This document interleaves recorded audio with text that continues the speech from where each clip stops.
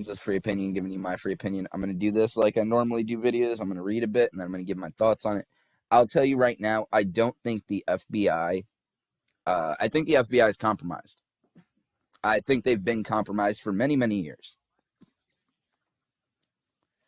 The reason I think they've been compromised for many, many years, because whenever the FBI investigates anything to do with our high-up officials, seems like they find no evidence, ever. Okay, that's a lie. They have arrested a couple of high-ranking officials in our government, but not as of lately. And you can't tell me that the corruption in our government has just ended. They went after, what's his name? Michael Flynn on a technicality. Oh, you lied to FBI agents.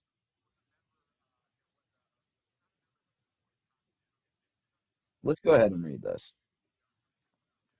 USPS whistleblower Jesse Morgan says he was interrogated by the FBI.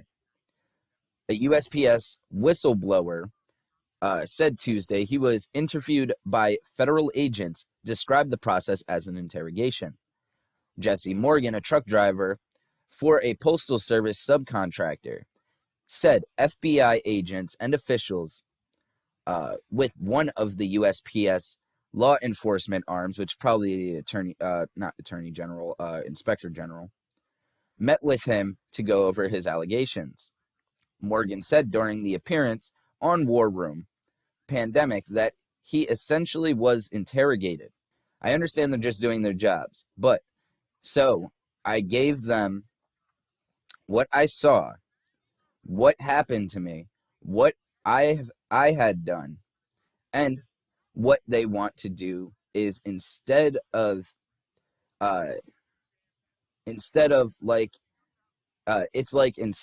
focusing on the picture, they want to focus over here and try to figure out how I came on TV.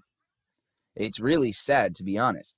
What do you mean, how did he come on TV? He's a whistleblower, and the guy from, I can't remember, it's one of the small foundations that's been looking into voter fraud, brought him in and was like, here's a whistleblower, give your testimony. It's not hard. Morgan alleges he drove a truck filled with up to 288,000 ballots on October 1st. That's insane. Not that he's saying that it happened, that it happened. That's insane. All right. Here is the catch.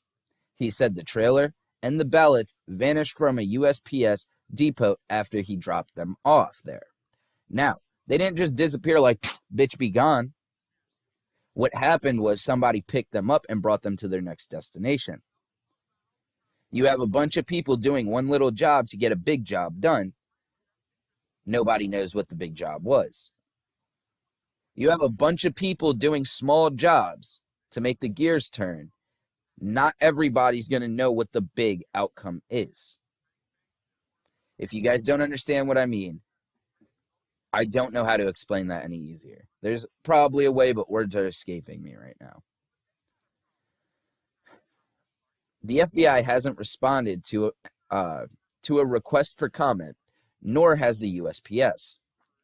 A spokesman for the USPS Office of Inspector General, which is their law enforcement, their federal agents, one of the service's law enforcement arms declined to comment. The reason they declined to comment is because they know that they're wrong for interrogating this man instead of writing down his statement. They could have had him do a sworn affidavit, sign that everything he said in that affidavit was factual. And then if you find out he's lying, it's perjury. But instead, you interrogated him because you knew it was true, and you wanted to see if you could get him to slip up. I see where you guys are at. During the interview, Morgan said one of the agents was mixing up my words and didn't understand what I was saying. I speak pretty clear. I mean, you saw, obviously, probably, the press conference that day, and I didn't tell him anything different than what I told everyone that day. But for some reason, it was hard to comprehend that. I gave this information, and then what they did, I gave this information, and then what they want to do with it is, instead of investigate the information I gave, is go and start harassing my family, start asking questions of my family. How did I get here, or whatever. I just thought it was quite interesting where this gentleman's investigation took him. Instead of investigating it and ending up in New York, where he said the ballots were first picked up at, they end up at his home investigating his family and talking to his family. You guys could keep thinking that, oh, well, the FBI is clear. There was no fraud. No, the FBI is there to cover up any fraud that is found.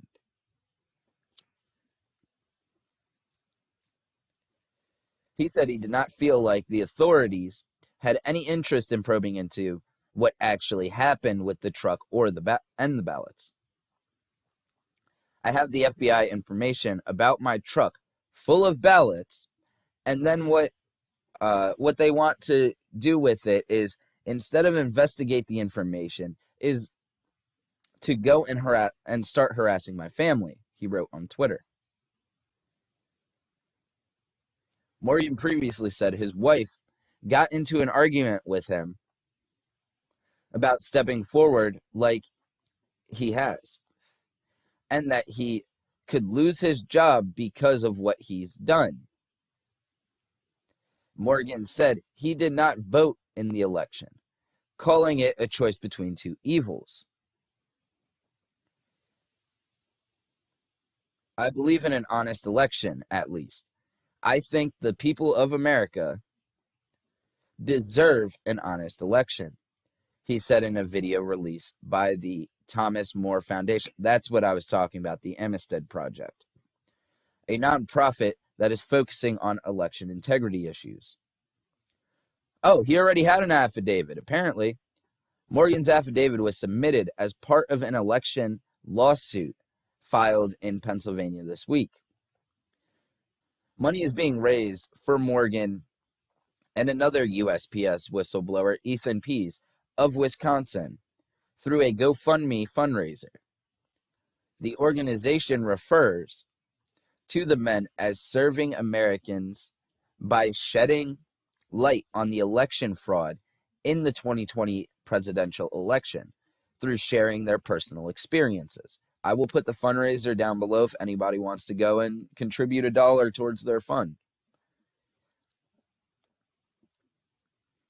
Morgan's situation came a few weeks after a different whistleblower in Pennsylvania, USPS letter carrier Richard Hopkins, challenged reports that he recanted his fraud claim following an interview with USPS law enforcement agents.